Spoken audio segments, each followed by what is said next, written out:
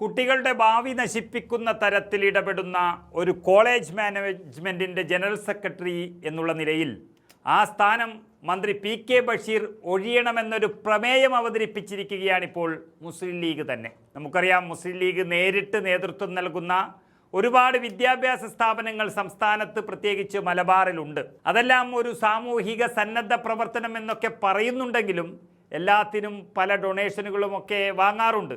അത് മുസ്ലിം ലീഗ് എന്ന് മാത്രമല്ല, NSS ആയാലും SNDP ആയാലും മെത്രാനായാലും ഇനി മുസ്ലിം സ്ഥാപനങ്ങളായാലും നിയമന കോഴയും അതുപോലെ തലവരിയും ഒക്കെ ഉണ്ടെങ്കിലേ ഒരു ഉഷാറാകുകയുള്ളൂ. അല്ലെങ്കിൽ ഇത് നാട് നന്നാക്കാനൊന്നുമല്ല എന്ന് എല്ലാവർക്കും അറിയാം. NSS സ്കൂളിൽ, അതും UP സ്കൂളിലൊക്കെ അധ്യാപികയായി ജോലി ലഭിക്കണമെങ്കിൽ 20 ലക്ഷം രൂപ വരെ ചുരുങ്ങിയത് കൊടുക്കണമെന്നാണ് അറിയാൻ കഴിഞ്ഞത്. അങ്ങനെ എല്ലാ ജാതിയും മതവും ഒക്കെ നടത്തുന്ന സ്കൂളുകളിലും ഇതുണ്ട്. എന്നാൽ ഈ രാഷ്ട്രീയക്കാർ ചുമതല വഹിക്കുന്ന, അവർ ഇരിക്കുന്ന സ്കൂളുകളിലും ഇതിന് സമാനമാണ് എന്ന് വന്നതോടെയാണ് മന്ത്രി പി.കെ. ബഷീറിനെതിരെ ഇപ്പോൾ പ്രതിഷേധം ശക്തമായത്. അത് വെറും പ്രതിഷേധമല്ല. പൊതുമരാമത്ത് വകുപ്പ് മന്ത്രി പി.കെ. ബഷീറിനെതിരെ പ്രമേയവുമായി സ്വന്തം പാർട്ടി മുസ്ലിം ലീഗ് തന്നെ രംഗത്ത് വന്നിരിക്കുന്നത് വലിയൊരു ആശങ്കയാണ് സൃഷ്ടിക്കുന്നത്. മലപ്പുറം ജില്ലയിലെ കൊണ്ടോട്ടി EMEA കോളേജിലെ സീറ്റിന് കോഴ വാങ്ങിയ സംഭവവുമായി ബന്ധപ്പെട്ടാണിപ്പോൾ മന്ത്രിക്കെതിരെ പ്രമേയം അവതരിപ്പിച്ചിരിക്കുന്നത്. കോഴ വാങ്ങിയ കമ്മിറ്റിയിലുള്ള ബഷീറിനെതിരെയാണ് സമരം കനക്കുന്നത്.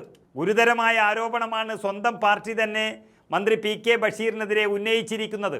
വൻ അഴിമതി നടത്തി കുട്ടികളുടെ ഭാവി നശിപ്പിക്കുന്ന തരത്തിൽ ഇടപെടുന്ന കോളേജിൻ്റെ ജനറൽ സെക്രട്ടറിയുടെ സ്ഥാനം ആ മന്ത്രി ബഷീർ ഒഴിയണമെന്നാണ് ഈ പ്രമേയത്തിൽ പാർട്ടി ആവശ്യപ്പെടുന്നത്. തേഞ്ഞിപ്പാലം പഞ്ചായത്തിലെ മുസ്ലിം ലീഗ് മൺസൂൺ ക്യാമ്പിലാണ് പ്രമേയം അവതരിപ്പിച്ചത്.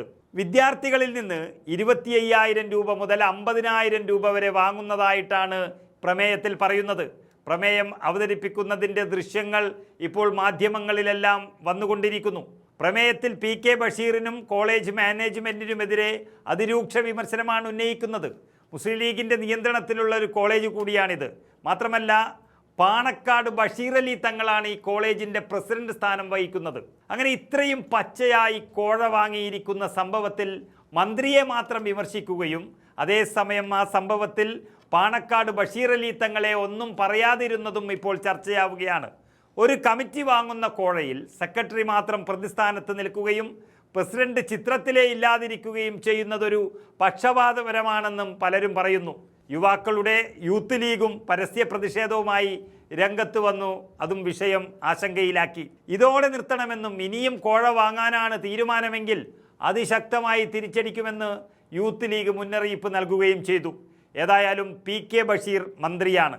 മന്ത്രിക്കെതിരെ ഇത്തരമൊരു ആരോപണം വരുന്നു എന്നുള്ളത് മന്ത്രിസഭയെയും സർക്കാരിനെയും ബാധിക്കുന്ന ഒന്നാണ്. അതുകൊണ്ട് മുന്നണിയുടെ താക്കീതും ഇതിലുണ്ടാകാൻ സാധ്യതയുണ്ട്. ഏതായാലും പാണക്കാട് ബഷീർ അലി തങ്ങൾ പ്രസിഡന്റും മന്ത്രി പി.കെ. ബഷീർ സെക്രട്ടറിയുമാണ്. ഉത്തരവാദപ്പെട്ടവർ ജാഗ്രത പാലിക്കണമെന്നുള്ളതാണ് UDF നൽകിയിരിക്കുന്ന മുന്നറിയിപ്പ്.